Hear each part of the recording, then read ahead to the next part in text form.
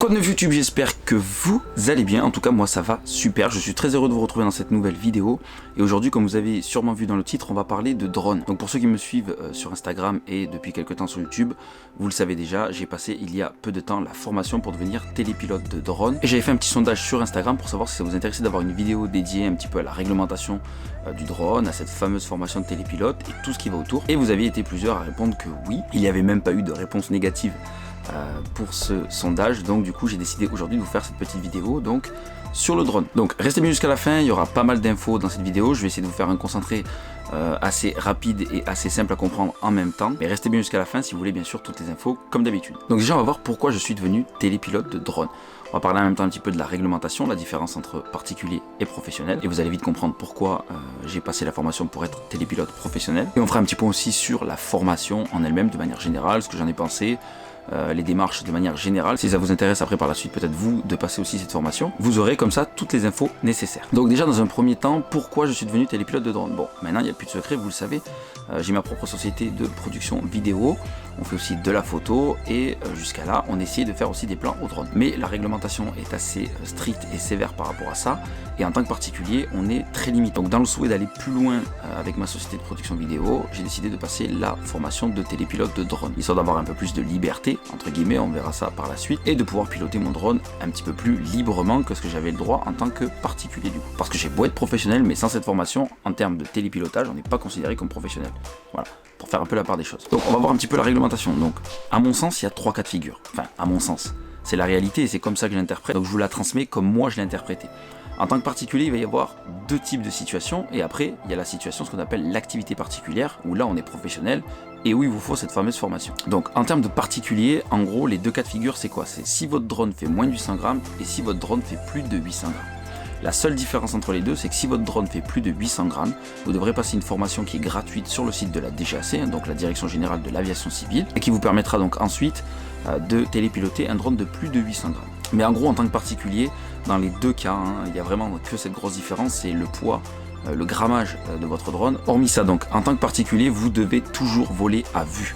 Alors, à vue, qu'est-ce que ça veut dire? C'est pas plus de 200 mètres. Et déjà, honnêtement, quand votre drone, vu la taille des drones de maintenant, est à 200 mètres, on a déjà du mal à le voir, donc voilà. La DGAC vous dit, vous êtes particulier, vous volez à vue, donc pas à plus de 200 mètres de vous. Ensuite, vous n'avez pas le droit d'aller à plus de 150 mètres de haut. La hauteur de vol, c'est 150 mètres, et ça, que vous soyez professionnel ou particulier. Après, ce que dit la réglementation pour les particuliers, vous n'avez pas le droit d'exploiter vos images, de gagner de l'argent avec, de faire des films, enfin voilà.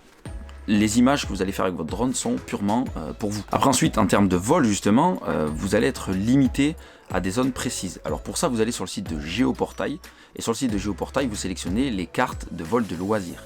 Et là, vous allez avoir des fly zones et des no fly zones, c'est-à-dire des zones où vous avez le droit de voler et des zones où vous n'avez pas le droit de voler, et des zones où vous avez le droit de voler mais avec des indications particulières. Donc en gros, avant d'aller voler à un endroit, vous allez sur Géoportail, vous tapez le lieu où vous voulez aller et vous voyez si vous êtes dans une fly zone ou une no fly zone. Après, ce qui se peut, vous allez pouvoir tomber peut-être dans des endroits où vous avez le droit de voler mais avec une hauteur maximum, par exemple de 30 mètres, 60 mètres. Donc ça, il faut bien regarder sur Géoportail et vous avez toutes les infos sur justement ces cartes de loisirs. Donc voilà, donc en tant que particulier, vous l'aurez compris, on résume. Toujours voler à vue, on se fie à Géoportail, donc bien sûr vous allez directement éliminer tout ce qui est ville, zone peuplée bien sûr, et tous ces caps là, et vous n'avez pas le droit d'exploiter vos images. Voilà, clairement c'est la réglementation pour tous les particuliers. Donc maintenant on va passer à l'activité particulière ou ce qu'on appelle l'activité professionnelle. Donc là bien sûr il vous faudra donc la formation de télépilote de drone sur laquelle je reviendrai en fin de vidéo bien sûr. Mais vous allez voir qu'on est beaucoup plus souple, c'est à dire que déjà pour le vol on n'est pas obligé de voler en vue du drone, on peut voler aussi hors vue du drone. Pour l'activité particulière c'est découpé en 4 scénarios, S1, S2, S3, S4. Le scénario S1 et S3 vous volez en vue du drone, et le scénario S2 et S4 vous volez hors vue du drone. Chaque scénario a des spécificités particulières. J'essaierai de vous glisser un tableau pour vous donner les infos. Le but de la vidéo n'est pas de vous bombarder toutes les infos, mais de vous expliquer de façon simple la différence entre les deux et ce que vous pouvez faire et ne pas faire dans un cas ou dans l'autre. Donc je vous glisserai simplement un tableau où vous aurez un petit peu les infos sur les 4 scénarios disponibles. Donc après en termes de vol, c'est beaucoup plus souple. Forcément, vous êtes professionnel. Après, il vous faudra, selon les zones où vous allez voler, ou si vous volez à proximité d'une zone un petit peu particulière, il vous faudra forcément des autorisations préfectorales.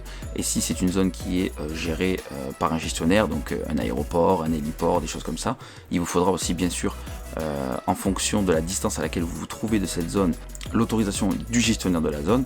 Mais en gros, moyennant des autorisations à l'avance de votre mission, vous allez pouvoir voler quasiment partout. Et donc bien sûr, en tant que professionnel dans un domaine qui est géré par l'aviation civile, on va vous demander aussi pas mal de paperasse administrative. Je ne vais pas tout vous décrire, hein, c'est pas le but de vous casser la tête avec ça, mais voilà, on va vous demander un manuel d'activité particulière à jour, on va vous demander de déclarer votre niveau de compétence. Voilà, on va vous demander pas mal de paperasse, hein, ça attendez-vous-y aussi en tant que professionnel bien sûr. Et donc maintenant on va voir donc la formation de télépilote de drone. Donc formation qui se découpe en deux parties, hein.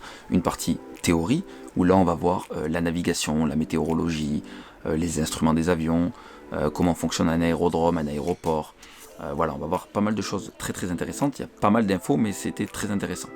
Et donc la partie pratique, donc là, on va télépiloter le drone dans des conditions normales, dans des conditions anormales, on essaie de se mettre dans des situations comme le jour d'une mission par exemple. Donc voilà, c'est très intéressant, très enrichissant. Moi qui avais déjà fait du drone avant, j'ai appris beaucoup de choses et on ne se rend pas compte de tout ce que ça représente d'être professionnel dans le milieu du drone tant qu'on n'a pas fait cette formation, vraiment. Donc après 2 modules, hein, théorie, pratique. La pratique, c'est le centre de formation dans lequel vous avez passé votre formation qui vous délivrera l'attestation de suivi de formation, parce qu'après vous allez passer la partie théorie dans un centre de l'aviation civile. Donc là voilà, la partie théorie, c'est obligatoirement l'aviation civile qui vous le valide. Donc il faudra vous inscrire donc sur le site de oceane.fr, je crois, un truc comme ça.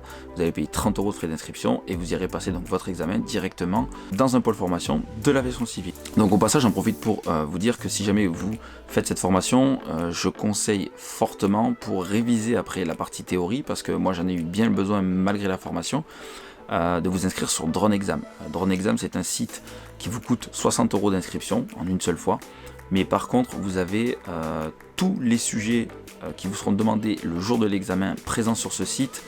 Et même si les questions sont tournées différemment parce qu'ils ne peuvent pas vous donner exactement les mêmes questions que le jour d'examen, franchement on voit tous les sujets. Et quand je suis arrivé le jour de l'examen, je me suis senti vraiment à l'aise parce que j'étais pas dépaysé par rapport à Drone Exam.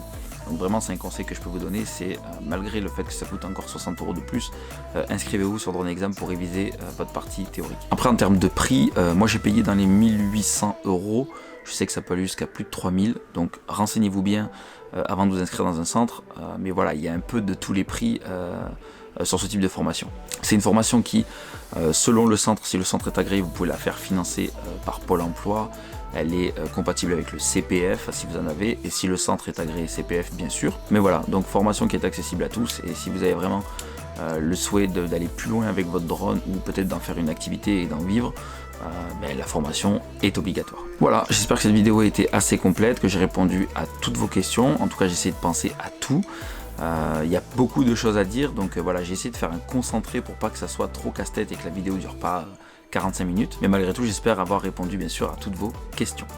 En tout cas, si la vidéo vous a plu, n'hésitez pas à mettre comme d'habitude un petit pouce bleu qui fait toujours plaisir et qui fait progresser la chaîne. Si vous n'êtes pas encore abonné, abonnez-vous sans oublier de cliquer sur la petite cloche des notifications. N'hésitez pas non plus à venir me rejoindre sur les médias sociaux, j'essaie d'y partager pas mal de choses par rapport à YouTube, par rapport à ce que je fais en tant que vidéaste à côté. Donc voilà, si ça vous intéresse, n'hésitez pas à venir m'y retrouver. En attendant, je vous souhaite une excellente fin de journée, je vous dis à très bientôt et à dans une prochaine vidéo. Tchuss les amis.